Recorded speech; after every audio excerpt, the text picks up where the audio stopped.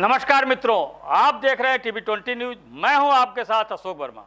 अपने अपने क्षेत्रों की खबरों को देखने के बने रहिए हमारे साथ। अब शुरुआत करते हैं आज की ताजा खबरें। मुबारकपुर विधानसभा से एएमआईएमआई से शाह आलम उर्फ गुड्डू चमाली ने अपनी ताल ठोकी। मुबारकपुर के विधायक शाह आलम उर्फ गुड्डू चमाली बसपा से इस्तीफा देने के बाद लोगों ने कयास लगाया था कि सपा की दावेदारी मानी जाती थी, लेकिन ऐन वक्त में टिकट दूसरे प्रत्याशी को मिला।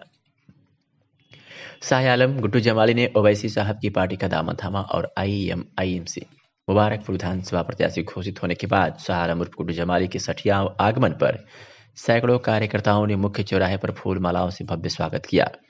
ओवैसी जिंदाबाद, ओवैसी साहब जिंदाबाद, आईएमआईएम पार्टी जिंदाबाद, शाह आलम गुड्डू जमाली जिंदाबाद के नारों से पूरा वातावरण गूंज उठा।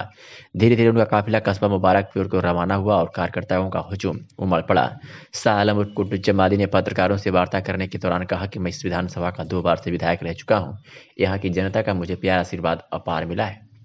मेरे अंदर यहाँ के लोगों के लिए कुछ गुजरने का जज्बा है। मैं यहाँ के विकास के लिए सदा तत्पर हूँ। सेकुलर पार्टी एएमआईएम से ही चुनाव लड़ने का फैसला लिया हूँ और पार्टी ने मुझ पर भरोसा करके प्रत्याशी घोषित किया है। मैं पूरी निष्ठा और ईमानदारी के साथ पार्टी का सहयोग करूंगा और जनता के हित में कार्य करूंगा। जनता इस बार भी मुझे भारी मतों से विजयी बनाएगी।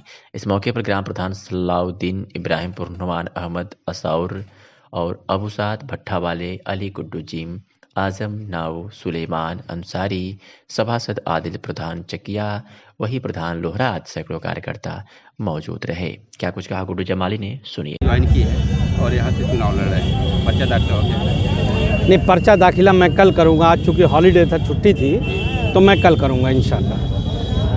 एएमआईएम का मतलब क्या है सर? देखिए, मतलब क्या भाई, एएमआईएम एक बड़ी पॉलिटिकल पार्टी है और मैं जिस दल में था पूरी निष्ठा ईमानदारी से था, किन्हीं कारणों से छोड़ दिया।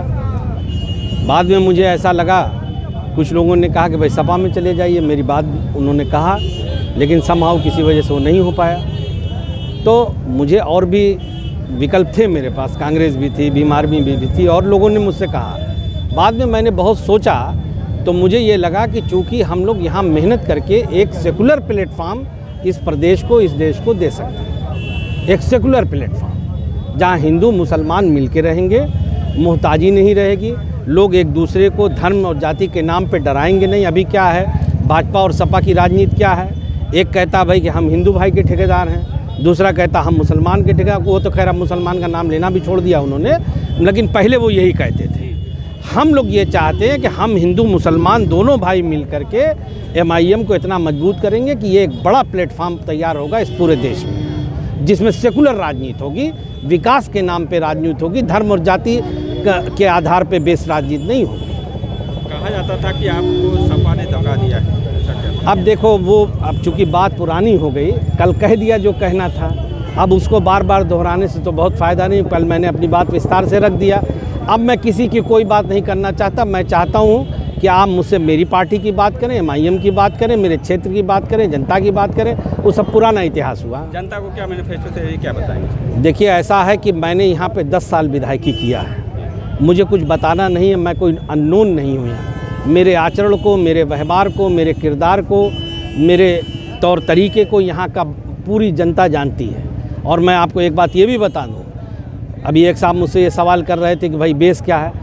मेरी जनता का, मेरी राजनीति का आधार यहाँ की 3.5-4 लाख जनता है। मैं ये मानता हूँ कि इस असेंबली में जितनी हमारी आवाम है वो पूरे मेरा परिवार है, वो मेरे परिवार का एक हिस्सा है। और मैं आपको बताऊं कि ऊपर वाला देखेगा, ऊपर वाला चाहेगा तो आप लोग देखेंगे कि यहाँ के बड़ी भारी मार्जिन से मैं अपनी जीत दर्ज करूँगा।